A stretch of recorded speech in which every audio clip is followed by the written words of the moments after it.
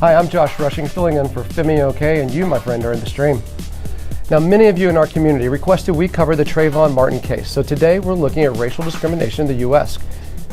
And I'm asking, am I a racist? Are we all racist and just don't realize it?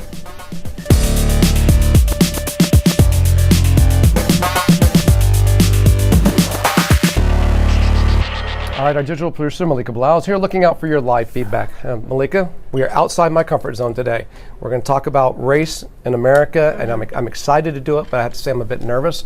A lot of action in my community, my Facebook, my Twitter. How about in yours? Well, it's funny, you mentioned being nervous, and a lot of people online I'm sensing, and in general, feel that way. It's difficult to talk about conversations about race. Right. And I think that's partly why the magazine Essence here in the U.S. launched a campaign recently, an online campaign, calling on people to share stories of the young African-American men in their lives using the hashtag #HeIsNotASuspect. Now, people did, and this is all to combat stereotypes against young African-American men. They shared tons of photos, as you can see here, and a lot of them look like this, from Rose Marie, who says, "My son and his grandma, we love him dearly. He wants to save lives. He might one day save yours." Now, of course, this conversation involves all of us, so we want to hear from you at home. Join it with using the hashtag AJStream.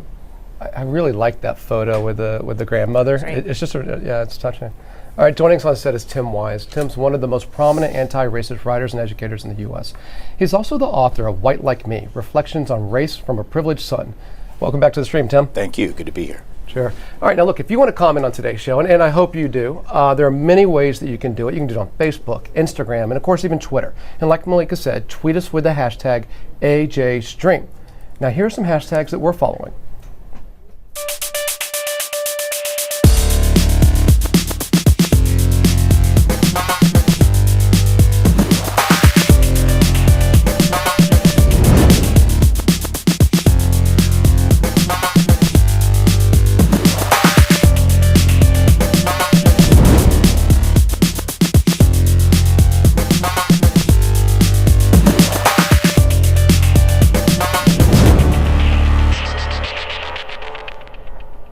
George Zimmerman's acquittal in the murder of unarmed black teen Trayvon Martin has reignited a debate over the state and depth of racism in the U.S. Although very few people are willing to admit their prejudices, repeated studies have shown African Americans are discriminated against in numerous facets. This includes public health, the legal system, and housing. However, in many instances, the biases are subtle and subconscious, with the perpetrator unaware of their own actions.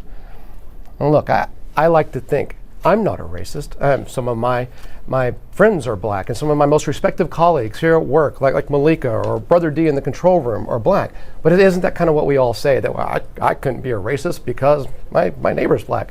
When in truth, that's like our first line of defense, right? So today's question of, not if I'm a racist, but am I influenced by subtle biases based on race? And are you? And if the answer is yes, then how does it impact our lives, our institutions, our society, and most importantly, what can we do about it? Now, are you with me? To sort all this out, we're joined by Maya Wiley, the founder and president of the Center for Social Inclusion. And with us via Skype from Boston is David Williams, professor of public health at Harvard University. He created the Everyday Discrimination Scale, a widely used measure to assess perceived discrimination in health studies. All right, welcome to the stream, everyone. Maya, okay. Look, this show, I'm just going to tell the audience right now, this show, if you're a racist, it's not for you. If you find yourself saying, I'm not a racist, then tune in here. Because Maya, lay it out for me. Lay out the difference between overt racism and these race-based subtle influences that perhaps we're aware of or not. Well, first of all, Josh, let me say I'm happy to be one of your black friends. And it's important, I think, to say that most of us aren't racist, and that is to say we don't have conscious level overt thoughts that black people or Latinos are inferior or inherently criminal. That would be racism. You know, implicit bias is really important for how we see a lack of opportunity for people of color, but it's really something that happens subconsciously. So think about so much that we do in our lives. Actually, 98% of our brain function is happening subconsciously. That means we're not sitting around thinking, oh, there's a black person, I better cross the street. That's not a conscious stream of thought for most people. But as the President of the United States said in his speech on Friday, everyone who is black in America, not everyone, but many people have had some experience where they've had the sense that people are reacting to them in a fearful way. That really is what we would call implicit bias in many instances. That's really the case in which someone is afraid, but they don't know why. They haven't had a rational thought about it.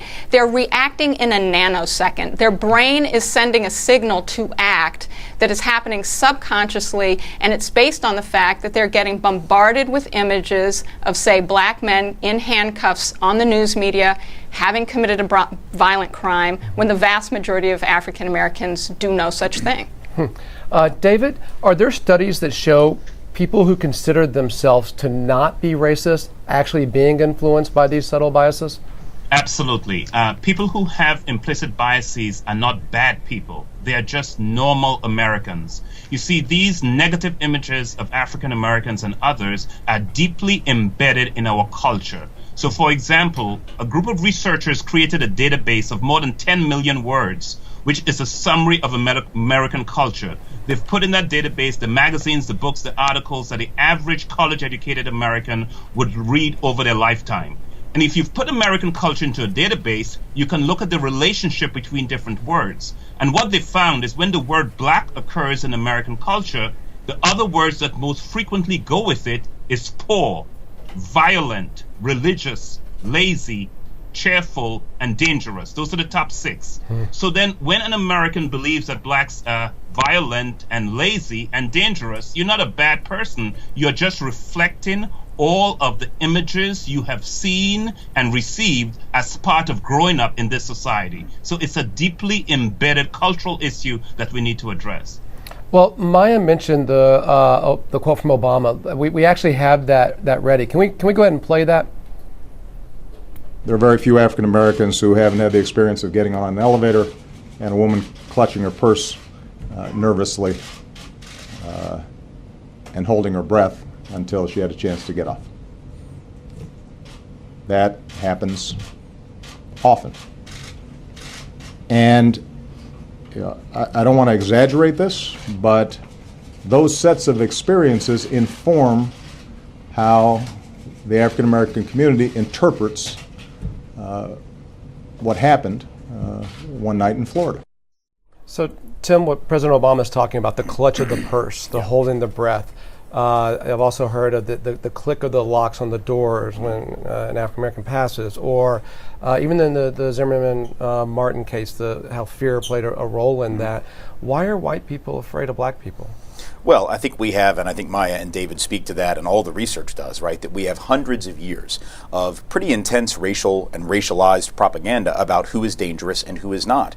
And the analogy that I try to use with people who I know are very reluctant, let's be honest, we don't want to admit that our subconscious is somehow controlling our daily behavior. We like to believe that we're in control of our stuff. I get it, right? I don't like to think about that either. But think about something as benign as advertising, if we can call that benign, right? Advertising works. Why does it work? Well, companies spend hundreds of billions of dollars a year to convince us that their toilet paper is the best, that their tennis shoe is the best, that their smartphone is the best. And we know from the research on marketing and advertising that like a dozen advertisements for a product can actually influence purchasing behavior. Now, is that conscious? Am I going to the store necessarily thinking to myself, Charmin, I've got to have Charmin. Angel Soft will not be soft enough. I must buy a chocolate bar or People magazine. No, I'm not thinking about that, but they're impulse purchases based on subconscious conditioning. Now, if that can work with toilet paper and tennis shoes and beef jerky and People magazine, right, as impulse purchases and behaviors, then how much easier should it be for us who have been conditioned, we who have been conditioned for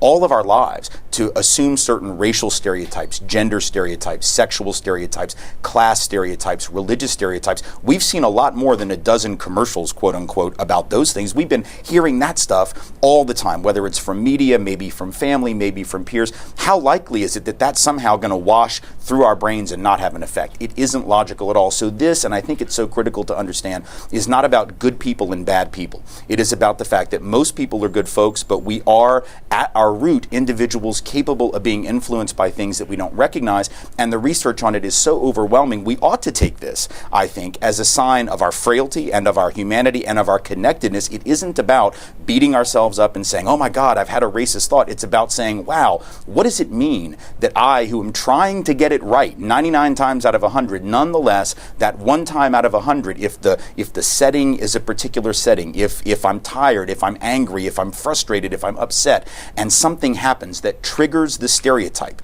right? Maybe I'm sitting in a job interview interviewing someone, and the person of color I'm interviewing does something like end a sentence with a preposition, which we've all done. I'll probably do it 3 times before we're done today, or mispronounces a word, and it triggers a stereotype about the person of color that it wouldn't if I did it, or if I show emotion in an interview as opposed to a woman who, if she does that, it triggers a stereotype about emotionalism. See, this is about the stuff that's going on in the backstage of our lives. We've got to be more aware of that. And David, I want you to pick up on something that Tim just said. You mentioned conditioning. And so, David, our community is bringing up the concept of white privilege. Anastasia on Twitter says, I've traveled to 25 countries, yet I've never, quote unquote, been randomly searched. I've never followed in a shop, never perceived as suspicious. Hashtag white privilege. Emma says, I'm often accused of white privilege when I call people out for using white as a synonym for racist, ignorant, bigoted. So how does white privilege play into all of this? And can you explain to our audience who may not be as familiar with what it is? Well, I think let me just emphasize the point that Tim made. Having implicit biases is normal. It's a function of how we all normally process information by putting it into categories. The problem is if there's some of those social categories that have negative attributes, negative stereotypes attached to them, that triggers discrimination that is unconscious and unthinking for most of us. White privilege is a concept that Tim has written a lot about. I think he should answer the question, but let me just say it's something that whites take for granted. It's benefits they take for granted that are part and parcel of everyday life that African Americans and other minorities don't get. They're courtesies they don't get. So some of the examples that Tim gave or President Obama gave of things that happen to blacks, those are things that don't happen to whites in terms of everyday life and everyday social interaction. And Tim, do you want to pick up on that? Because you have written on Let Maya go, and then I'll be happy to. Yeah.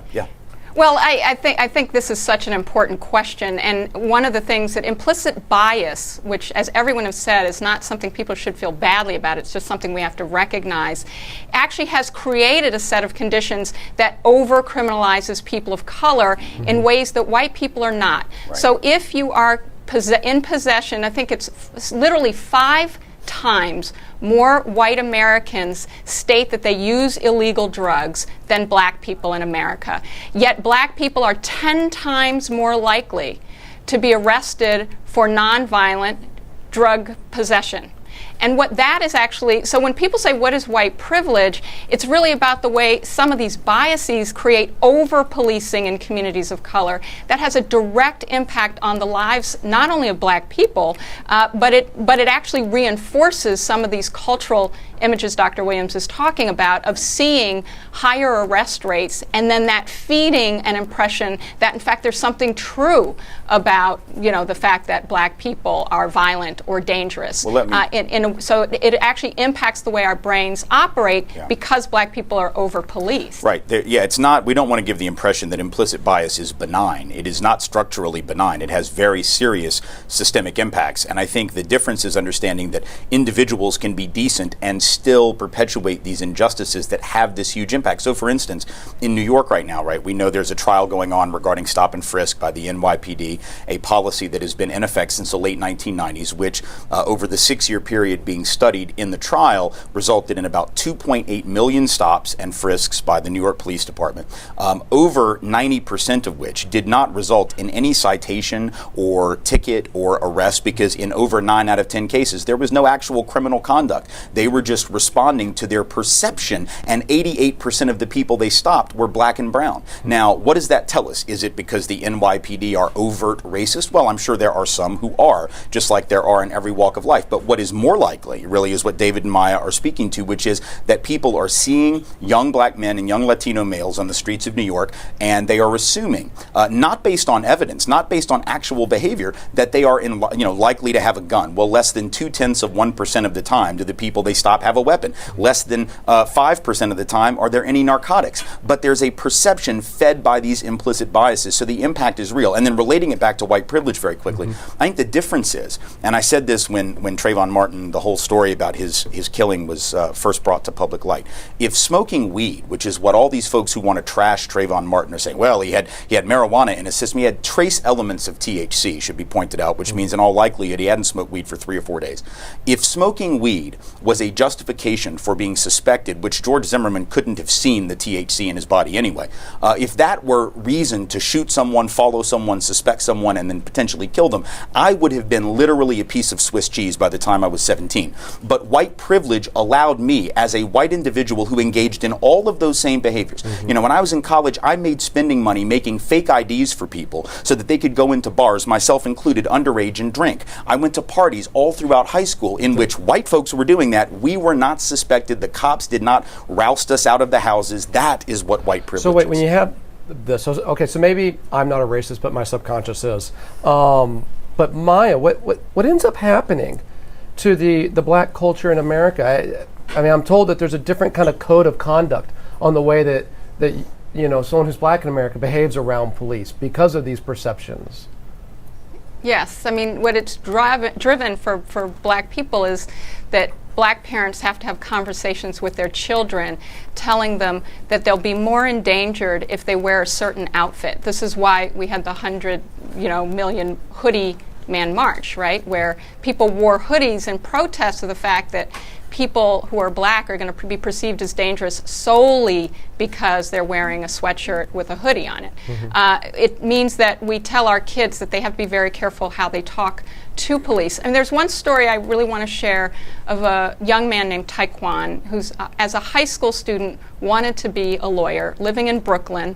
And he was taken down by the police so many times, thrown up against walls, frisked for no reason. So the stop and frisk that Tim was talking about in New York City got so bad that when police started showing up in his schools, because we also police black and Latino children in schools, he actually dropped out of school because he had been so terrorized by the police that when he started seeing kids getting taken down by the police in his school, it terrorized him and traumatized him to the point where he dropped out. So these have really real-world effects, not just on how we parent, but even on sometimes the decisions kids make because of how they're treated. Another story I just want to share quickly is a young woman, also in Bushwick, Brooklyn, who had young children. She was in her 20s. Literally being sexually assaulted by the police in the stop and frisk in front of her children, being fondled. I mean, so, there's serious both emotional and psychological costs to the black community, to Latino communities, to any community that's policed in this Maya? way. And what we should say is we actually have to parent into that in a different way. Maya, you're a parent, right? Yes, I am. So you're not just talking about people in Brooklyn, you're in San Francisco. How has this affected you as a mother? Well, I actually live in Brooklyn, but it's impacted me deeply. I mean, my daughters, who are actually mixed race, their father is Jewish. My older daughter really looks South Asian. And one of the things that we've had to discuss is what the stereotypes are around South Asians and around Islam, and on whether she's dangerous because she might be a terrorist. And she has had instances where she has had words with the police. She is 12 years old because she was so upset at the way she and her friends were being talked to by the police on the subway platform. And I found myself having to tell her, look, you can't everything you said was absolutely fair and legitimate, and you had the right to say them. But you've endangered yourself when you do say them because you're going to be treated differently. And so I've had to have these conversations with my own children. And I don't have any friend, I have no friend that comes to mind who is a person of color who has not had some form of conversation like this with their children about what they have to do, even if they have a constitutional right to ask why they have been stopped, why they're being questioned, to ask to make a phone call, how that actually puts them in danger to assert their rights. And meanwhile, can I contrast that to something? Because I think it's a really critical story, that a couple of stories that Maya's just told. So in my own experience, not only was I never told by my parents that I needed to be overly uber respectful to cops for fear of being shot or taken down or incarcerated, but when I was about 2 stories from New Orleans, I went to college at Tulane and I lived there for about 10 years. And at one point, one story, I was stopped by police. I really hadn't done anything, but I had tinted windows and a beat up car and an anti-racism bumper sticker on the back of the car, which if anyone knows anything about the New Orleans Police Department, you will know that that is apparently cause enough to assume that that driver is probably black and needs to be stopped. Well, once I rolled down my window and the officer got a look at my face and realized that I was apparently not what he thought I was, he actually said to me, "Oh." At which point I felt empowered enough to look at him and say, "Why did you stop me? I know I didn't do anything." And he stuttered around. He went back to his partner. They came up with something, right? But I was able to be disrespectful. I challenged his authority. Not only did he not arrest me, not only did he not take me out of the car and beat me, he actually proceeded to tell me how to beat the ticket that he then proceeded to give me for having expired insurance. So I had a police officer literally collaborating with me to beat the very ticket that he wrote me, even after I disrespected him. Second story, I'm 23, I'm in New Orleans, I locked myself out of my car. I'm outside the car in a t-shirt, cut-off jeans, and flip-flops trying to break into what happens to be my vehicle, but a New Orleans police officer comes up who doesn't know it's my vehicle. All he knows is I've got a coat hanger and I'm trying to break in. He comes up and instead of asking me for proof that it's my car, asking me for any identification at all, he says, "What's going on?" I said, "Oh, I locked myself out of my car." He looked at me and said, "Well, you're doing that the wrong way." I said, wait, you're telling me I'm breaking into this vehicle the wrong way? He said, "Yeah, that's not the way you do it. Let me show you how to break in the right way." You know, we've seen experimental studies that show that exact thing. So we're talking about personal stories. Right. Osman Noor on Twitter shares one of his own. He says, "Growing up, my mom used to tell me to be scared of the Klan. I'm going to tell my kids to be scared of the cops." But David, I want to shift gears a little bit here with this tweet from Mark Gonzalez. He says, "At its core, racism is a subsection of a larger issue of supremacy, which is the way your identity affects your life expectancy." So I want to know how this plays into our structural, institutional aspects of life, especially in regards to this tweet. When you have tweets like this from Muhammad, who says, "Police would be fools, quote unquote, if they act as if race doesn't matter and people are objective about race issues." So structurally, what does this tell us about our institutions? Where do we even go from here? Well, I think we have focused a lot of attention on the criminal justice system, and it is an area of huge disparities. But these implicit biases affect life in every single domain of life. So, for example, we have good scientific evidence that you take a black and white male with identical resumes and apply for a job, the white male is more likely to get a job than the black male. In fact, in some studies they've done, they've had 2 blacks and 2 whites have one of each of them say they'd served an 18-month prison sentence for cocaine possession. So they've got a criminal record, they're out on parole. What the research shows is that it's easier for a white male with a criminal record to get a job than a black male whose record is clean. The resumes are identical. In the health domain, which is an area with a college degree, and the health domain is an area where I've studied. In 2003, the Institute of Medicine, the highest medical authority in the United States, issued a study in response to a request from Congress that documented across virtually every medical intervention in the United States, blacks and other minorities receive poorer quality care and less intensive care than whites. Wait, David, I've got to stop you there. Yes. I hate to do it, but I've got 45 seconds to the end of the show. I have failed you as a host. I wanted to get to what can we do about it. I think this could be the most important part of this discussion. It's going to be in the online post show. So you have to go to your computer. You've got to go to stream.aljazeera.com so you can hear the most important part about this, what we can do about it. Now on tomorrow's show, we're going to talk about the Zimbabwe election that's coming up. Will that election be free and fair? We'll talk about it then. In the meantime, I'll see you online.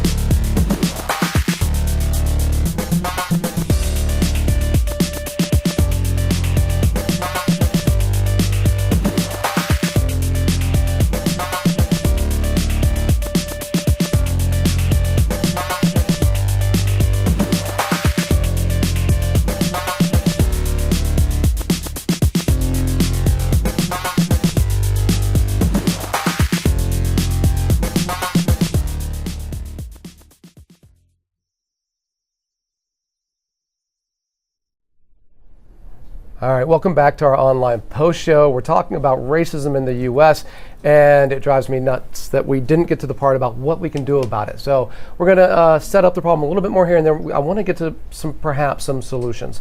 I'm joined on set by Tim Wise. He's the author of the book White Like Me, Reflections on Race from a Privileged Son. In San Francisco today, we have Maya Wiley, the founder and president of the Center for Social Inclusion. And at Harvard University, we have David Williams, who's a professor of public health there. All right, great. So keep sending us your tweets, keep engaging on Facebook. I'm going to begin with, normally I report for a show called Fault Lines. I've done a lot of reporting about the death penalty in the U.S. In fact, you can go to Anatomy of an American Execution. Just Google that and you'll see some of my reporting. One of the interesting things I found is that race isn't as much a part of the defendants that get the death penalty, but the victim. So I've got some numbers. Maybe we can pull them up here to show you on my laptop. There's about the same number of people on death row in the U.S. that are black and that are white. But if you go to look at the victims, 77% of capital crimes are white victims. And now this isn't by design, but this is kind of a subtle way that our society says we value white lives more than black lives. Right, David? Yes. And I want to come to the issue you're raising of what we can do about it. First of all, we have to realize that most of us have implicit biases. Research shows in the United States, at least 70% of adult Americans do not have explicit biases. So the old type of Jim Crow racism, believe in blacks inferior, they don't have, but they share implicit biases. These negative stereotypes about African Americans and other minorities. I'm saying 70%. So that's most of us. Mm-hmm. So the first problem issue to addressing the problem is to realize that could be me. Hey, David, can I stop you just for a second? Yes. Is it just whites that have these implicit biases, or do other races have the similar biases about African Americans? Other races have biases for African Americans at slightly lower levels, and even some African Americans have the negative biases of African Americans, because it's not about skin color, it's about what you have been fed growing up in this society. Right. That's remarkable. Now, what can we do about it? There is a skin color issue that I just want to say quickly, which is there is testing that finds that you can get heightened levels of racial stereotyping the darker the skin tone. Right. So it does get complicated, but I do agree with what Dr. Williams is saying. There's an important thing in the death penalty context to note that goes to what we can do about it. Mm-hmm. Because if you look at the jurisdictions that have, I think literally 16 of 94 federal jurisdictions are really delivering most of the death penalty sentences in this country of black Americans. And the reason for that is they tend to be pulling from jurisdictions where a large percentage of the pool of jurors that they're pulling from are white. So one of the things that's happening is we're not getting a good representation of the country structurally into the decision-making processes like juries. That's also true of other decision-making, because we tend to see where we have more positive, non-competitive interaction with one another, that we actually start to reduce some of the effects of implicit bias and get much more kind of nuanced and informed opinion. That's a really important point, and it speaks to what I was wanting to add to this conversation about what we do. There has been some really, I think, heartening research. So there is some good news in this world of dealing with racism, and the good news is some of that research has found that, A, if we acknowledge that we're all susceptible to those biases, and if we build in to our institutional practices, certain firewalls, to use sort of a computer terminology, right, that can help us check those biases, that we actually do stand a pretty good chance of wrestling them to the ground, at least momentarily. So, for instance, there have been studies on mock juries where they have set white folks up in mock juries to observe, quote unquote, criminal trials where they're supposed to act like it's a real trial and, and render a decision. And when the judge instructs the one mock jury that, they need to make sure that when they're evaluating the case, that the defendant who is black, that there is evidence that sometimes we evaluate people in an unfair and subconsciously biased way, so just make sure you don't do that, that jury goes back into that room and spends more time actually on the decision making. They're less likely to render a guilty verdict, but the bigger point is they spend more time thinking about it. The other mock jury watching the same case with the same facts, who is not told anything about issues of implicit bias, so they're not warned to be on guard against that. They make their decision more quickly. They're more likely to convict. So what it tells me is that not only individually, if we're aware of it and acknowledge it, can that help, but if we build in safeguards in the justice system, in employment. Think about what would happen if employers, during interviews, every time there was a selection for someone to have a new job or the head of a department at a college, if the people making that decision had to read a short essay about issues of implicit race and gender and class and sexuality and religious bias, so that they would then have to think about, okay, let's make sure that I'm doing this the right way. What the evidence tells us, if we build that in, we will end up with less biased and more comprehensive, more valid decision making. So I want to approach this on two levels. I'm sorry, I'll go to you next. Well, I just wanted to pick up on something that our community has picked up on. And Tim, you said we have to acknowledge that we're all susceptible to these biases. Maya, you'd mentioned something that our community wants to come back to. Marianne on Facebook says, I think we can be racist even against those that have the same skin color but a different lifestyle. And I think that ties into something that I did on my own Facebook page. A little example, I took a test, a project implicit test, weapons versus harmless objects. I pulled it up here on my screen.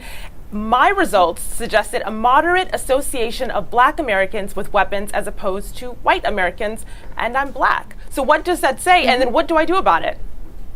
Well, so I think this goes back to the point that David made earlier. We're all subjected to these images and even stereotypes. The reason it's lower for black people, it tends to be because we also have many more complicated experiences, and we understand that there's a lot of diversity within the black community, right?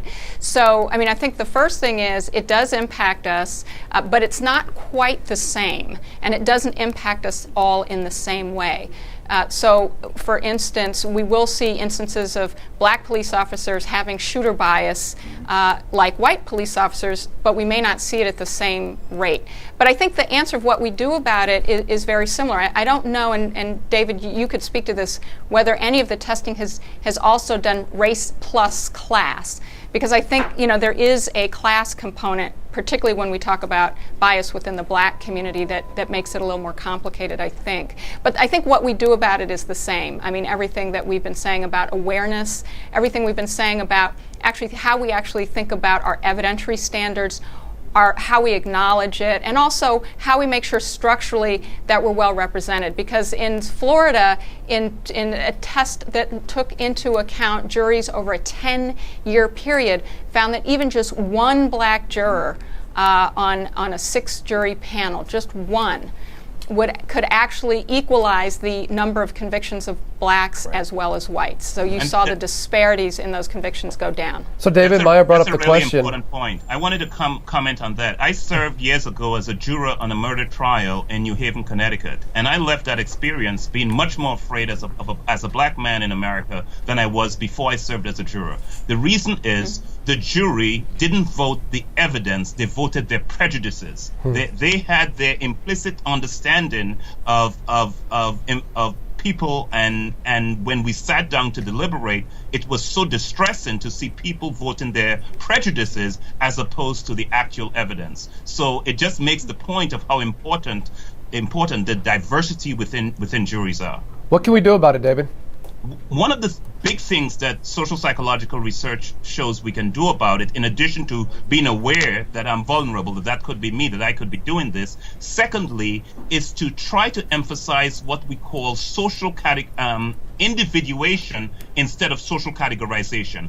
Our natural tendency when we meet someone is to think of what age, what gender, what race they are. Those are the three categories. We immediately put them into these social boxes. The question is, can we learn to see each person we meet as an individual and not as a sum of the social categories to which they belong? Do you know the answer to that question, David? Can we learn, or is this implicit?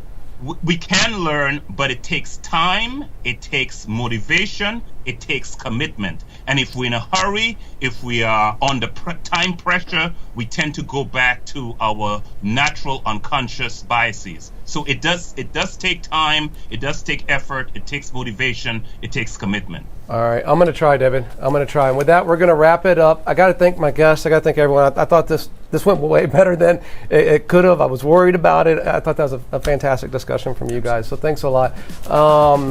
Tomorrow, we're talking about the Zimbabwe elections. And will they be free? Will they be fair? And I look forward to seeing you then.